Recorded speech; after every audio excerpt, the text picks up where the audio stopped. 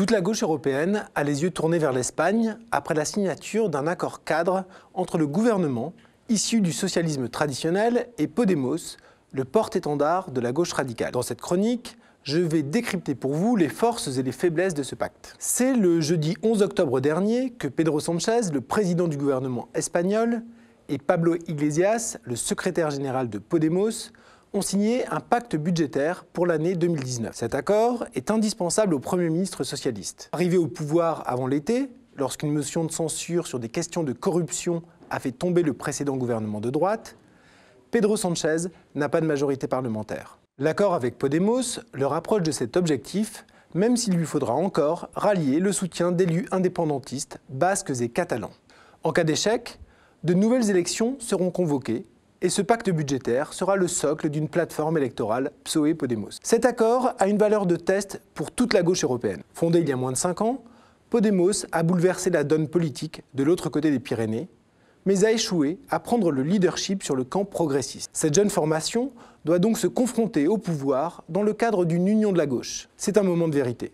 Est-ce que cet accord marque une rupture avec le néolibéralisme du centre-gauche? Ou bien s'agit-il d'un ralliement de Podemos au pragmatisme de son allié socialiste? Voyons cela de plus près. Au premier abord, ce document fouillé de 50 pages est enthousiasmant.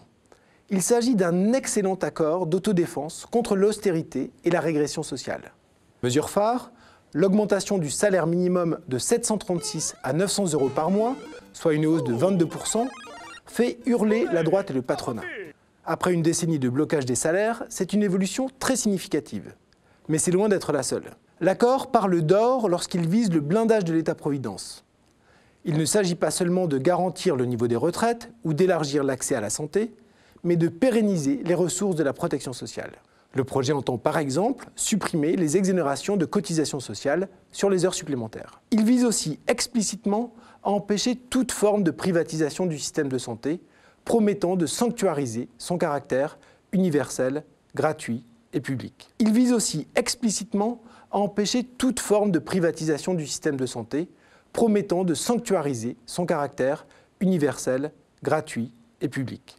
La question de l'égalité femmes-hommes est également très présente. Une mesure retient particulièrement l'attention, celle de l'égalisation du congé de paternité sur le congé de maternité d'ici 2021. Un autre exemple de mesure innovante concerne les tarifs d'énergie.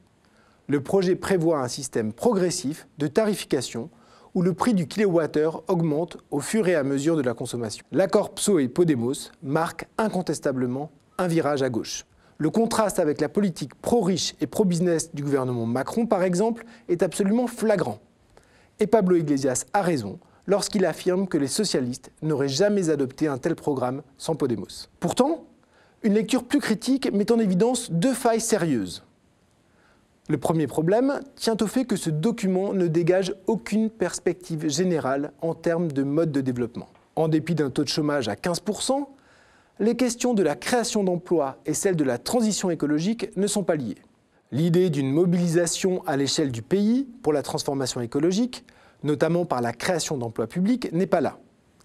Le pacte budgétaire n'augure pas d'un autre mode de développement, même pas à l'état d'esquisse. Il promet un capitalisme moins injuste, mais n'ambitionne pas de transformation structurelle. Le second problème concerne la viabilité politique de ce projet d'autodéfense sociale. Pas un mot sur la régulation de la finance, pas un mot sur l'Europe.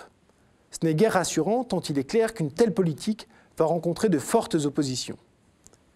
La ministre des Finances espagnole, María Jesús Montero, assure que le budget proposé est compatible avec les règles européennes. C'est faire preuve de beaucoup d'optimisme. Dans le cas contraire, qui est aussi le plus probable, le gouvernement va se retrouver devant le dilemme habituel. Soit obéir à l'Europe et renoncer à son programme, soit devoir assumer une confrontation qu'il est indispensable de préparer.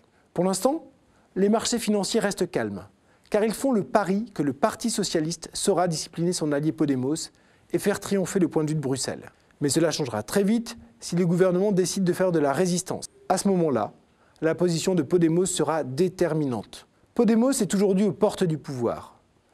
C'est un succès formidable, mais également un grand péril. Si la jeune formation veut incarner durablement une nouvelle proposition politique, il lui faut clarifier ses positions vis-à-vis de l'Europe et de la place de la finance, tout en gardant le cap d'une transformation systémique.